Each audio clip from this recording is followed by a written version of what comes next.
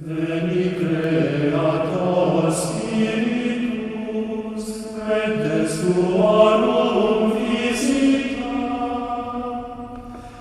implesut bella gratia. Hi, I'm Peter Adamson, and you're listening to the History of Philosophy podcast, brought to you with the support of the Philosophy Department at King's College London and the LMU in Munich. Online at www.historyofphilosophy.net. Today's episode, None for Me, Thanks, Franciscan Poverty. The medievals would, I think, have been puzzled by our phrase, poor as a church mouse. Not that mice in general had it good in the Middle Ages, but if any mouse at the time was well off, it was probably the mouse who lived in a church.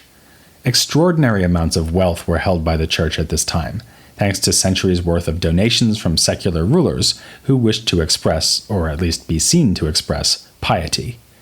The census of the Domesday Book, compiled in 1086, shows that at that time, 26% of land in the area surveyed belonged to church institutions, as compared to only 17% for the royal family. Indeed, the ecclesiastical hierarchy was in large part just an extension of the nobility, with many a well-born son being parked in a monastery or other religious setting because he was not the first in line for inheritance. If you want to see just how flush the church was, go to the British city of Lincoln, where you can still see the Bishop's Palace, in part built right around the time that Robert Grosseteste was bishop there. Even a glance at this imposing structure will be enough to confirm that medieval bishops were not so much church mice as big cheeses.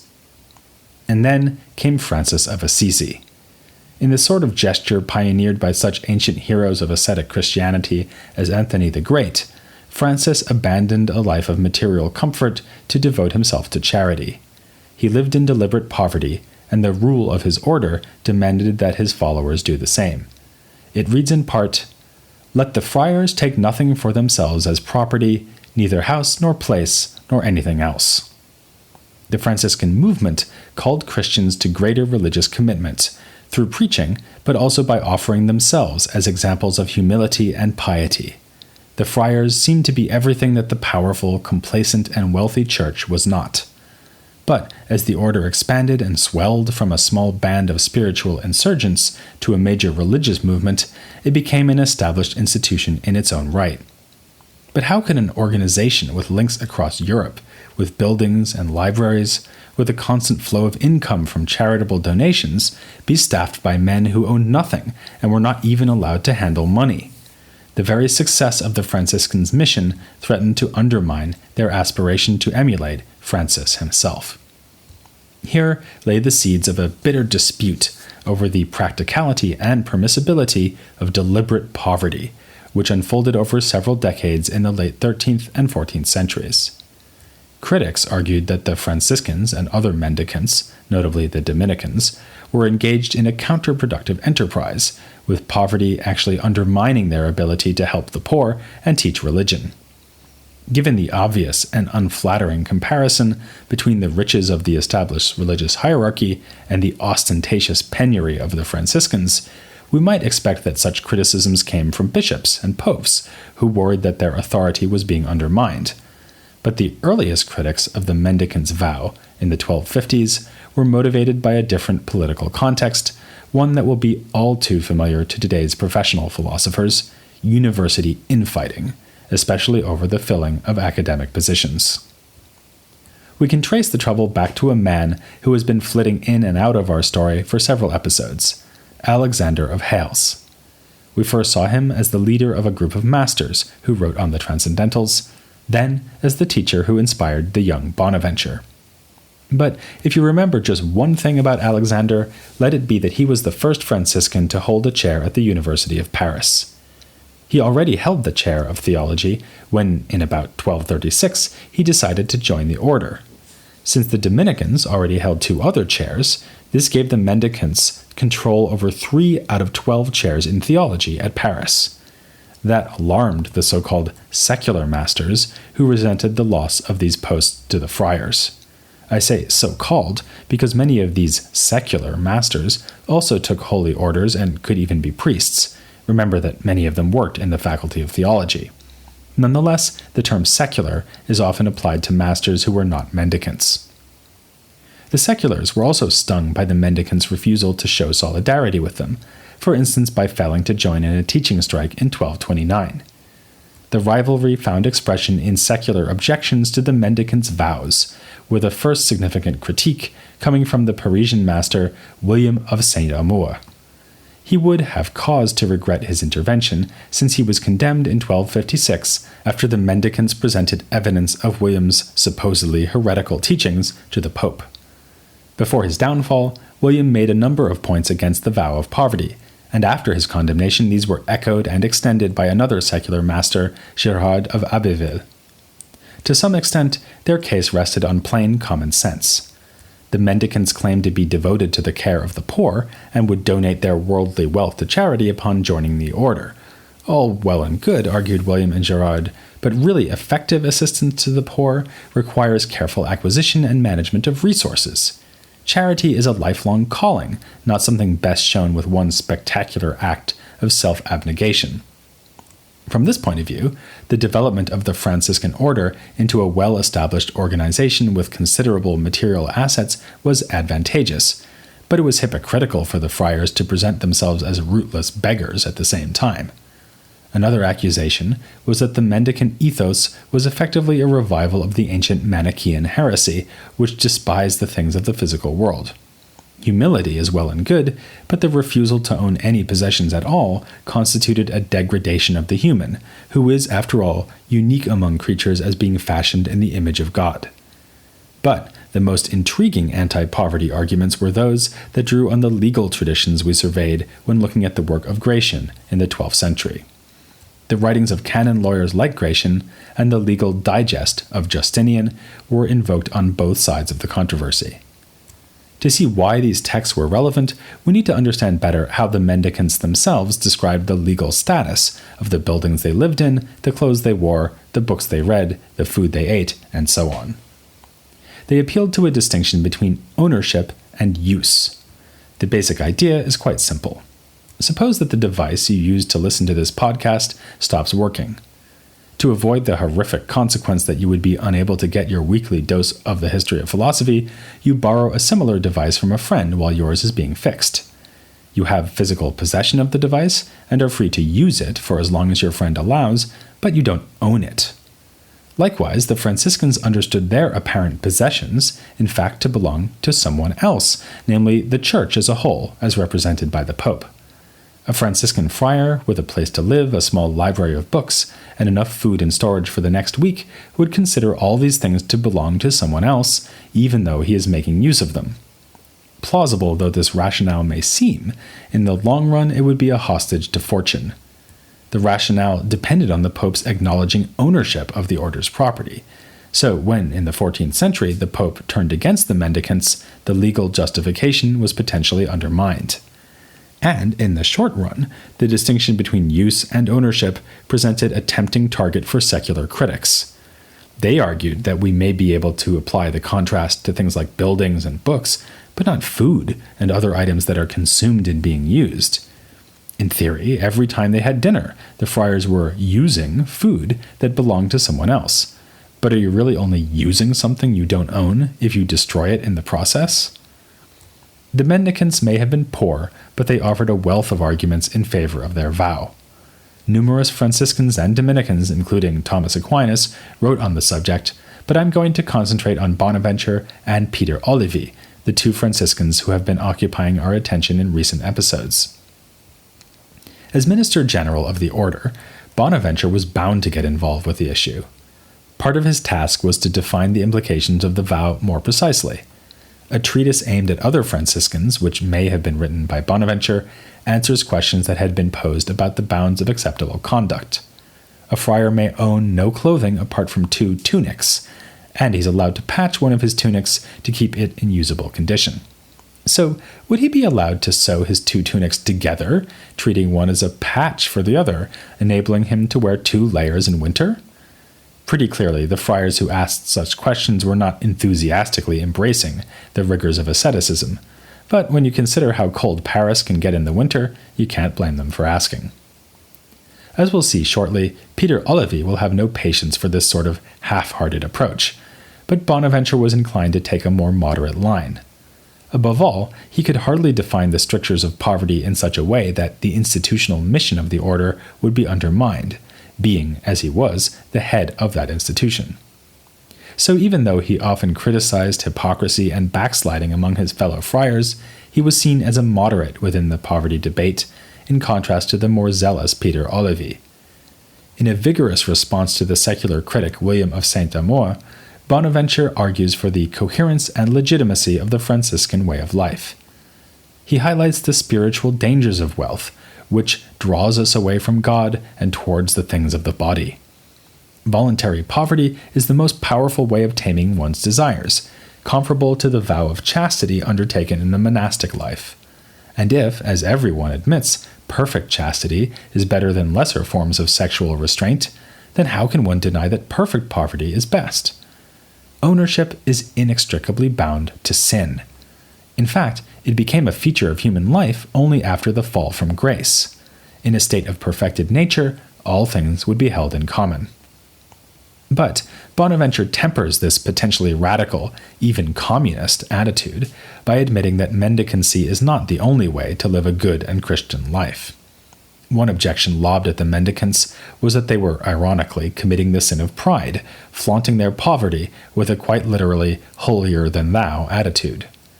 Appropriately for a mendicant, Bonaventure begs to differ. Though he is convinced that poverty is the most perfect life, he need not condemn all other lifestyles as wicked. Imperfection is not the same as sin. Just take the less radical sort of poverty found among monks. They may fall short of the perfect self-denial shown by mendicants because they do own things in common with each other, yet the monastic life is clearly an admirable one. On the other hand, it's important to Bonaventure that the original exemplars of Christian conduct did embrace unqualified poverty. These exemplars were, of course, Christ and his apostles. A heated debate within the larger poverty debate concerned passages in the Bible that seemed to conflict with the mendicant ethic. It's mentioned in passing that the apostles carried purses, something Bonaventure was forced to explain away after William of Saint-Amour pointed to it as proof that Christ and his companions handled money. But, as with William's polemic, the most philosophically fruitful aspect of Bonaventure's defense concerns economic theory. His challenge is to show how the mendicants can indeed use what looks very much like their property, given that they own nothing. He is in a strong position when it comes to something like books, which we should remember counted as something of a luxury item. The mendicants' use of books could be compared to the way that children in our own time are given textbooks to use for the duration of the school year. They don't own the books but merely use them, and the school can take the books away from the children at any time. For Bonaventure, this is a point of not just moral but legal significance. The mendicant has no legal standing whatsoever as concerns the things he uses. Thus, he cannot sue someone in a dispute over property, and must give up the things he uses if the real owner commands, namely the church. This account can even be extended to things consumed in use, like food. The consumption occurs with the permission of the owner, and involves no legal right of ownership. As William had done, Bonaventure draws on traditional ideas about law stretching back to antiquity. The position of the mendicant is like that of minors, or the insane, who in Roman law could dispose of things that are legally owned by a parent or guardian. Bonaventure's intervention in the debate was a decisive one. Pope Nicholas III embraced his ideas, and in 1279 wrote a papal bull confirming the Franciscan's position, in which he drew directly on Bonaventure's ideas. This added a new and rather surprising aspect to the whole dispute. To us, the mendicant movement looks like a rebuke to the established church, but for a while at least it was the mendicants who could claim papal backing. The alliance between the church hierarchy and the friars would erode in the subsequent decades, though. In the 1320s, the shoe was on the other foot, or at least it would have been if the Franciscans wore any shoes. At that time, Pope John XII issued declarations in explicit criticism of the mendicants' legal theory. By then, secular masters like Henry of Ghent and Godfrey of Fontaine had chipped away at Bonaventure's carefully laid legal justifications. If the mendicants are like minors or the insane, they can't even legally receive gifts, which makes it impossible to give them alms. Aristotle's authority could also be invoked against the mendicants, since he was clearly against the ethos of poverty. His Nicomachean Ethics emphasizes the need for wealth as a component of the good life, if only because it enables us to show generosity towards others. As for the Franciscans' claim that they could coherently abandon all ownership of goods, the secular masters responded that this is in fact impossible. Everyone must at least be guaranteed the basic means of subsistence. This is why one may be excused for stealing food if one is starving to death. Godfrey of Fontaine introduces the idea of natural ownership, a kind of inalienable right so fundamental that one cannot even give it away voluntarily. I'd like to dwell for a moment of how extraordinary this is. We're here seeing the emergence of the notion of a basic economic right. Of course, this is not to say that Godfrey is developing a systematic theory of human rights, but it is a significant step along the way to such theories, something we would scarcely have expected to find within the context of a politicized debate over religious asceticism. The secular arguments damaged the Franciscan case, but the friars' cause was arguably undermined above all from within, as poverty zealots demanded a more radical approach than the one defended by Bonaventure. The main protagonist here is Peter Olivi, who set the theme of poverty within an apocalyptic view of history. For him, Francis of Assisi was the angel of the sixth seal from the Book of Revelation, whose role was to usher in a new and final age of the world.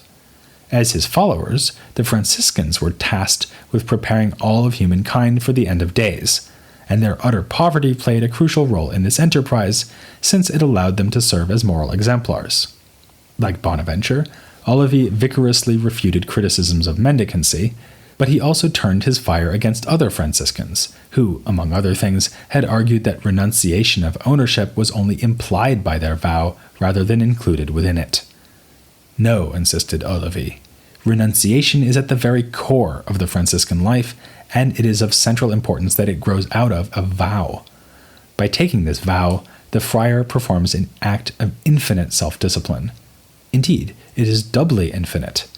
Not only is he giving up all right of ownership, but the promise has no time limit, so that it binds his actions indefinitely into the future.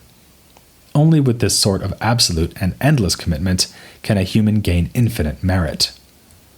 This may make Olivi sound like an extreme and unattractively doctrinaire moral theorist. That's certainly what his opponents thought.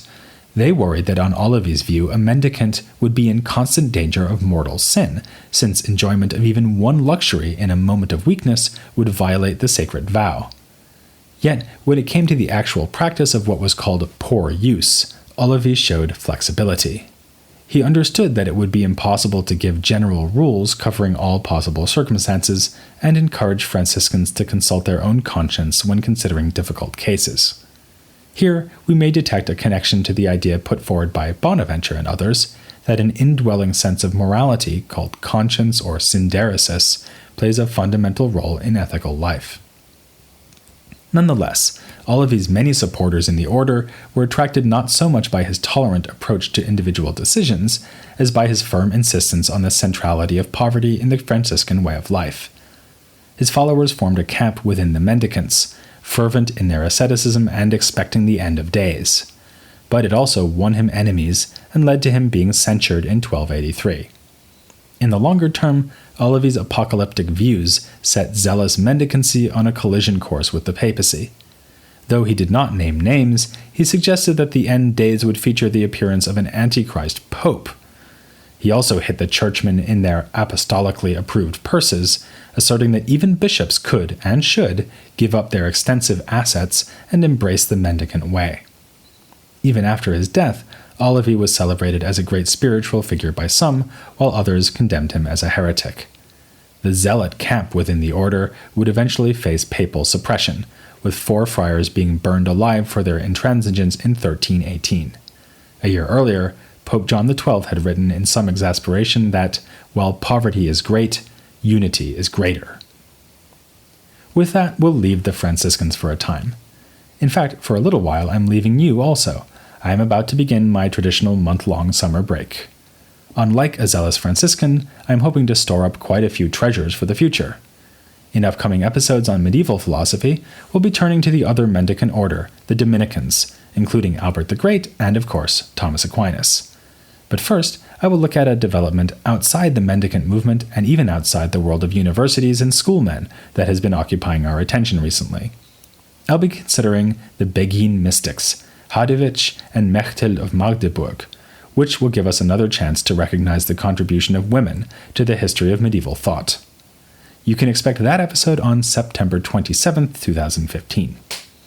A week prior to that, on September 20th, will come a long-awaited debut, as I launch the first of a series of episodes devoted to classical philosophy in India, written together with an expert on the subject, Janardhan Ganeri. I'll be releasing episodes on Indian and medieval thought in alternating weeks throughout the rest of 2015 and probably throughout all of 2016. If you follow the podcast by subscribing to an RSS feed, you'll need to sign up to a second feed to get those episodes on Indian philosophy. Of course, you'll have an announcement about all this in September, and there will be links to everything on the podcast website, where I will, of course, post both the Indian and medieval episodes. So, for the next month, the podcast will be like a Franciscan's bank balance, plenty of nothing. But a wealth of philosophy from two traditions will be available beginning on September 20th, here on The History of Philosophy, without any gaps.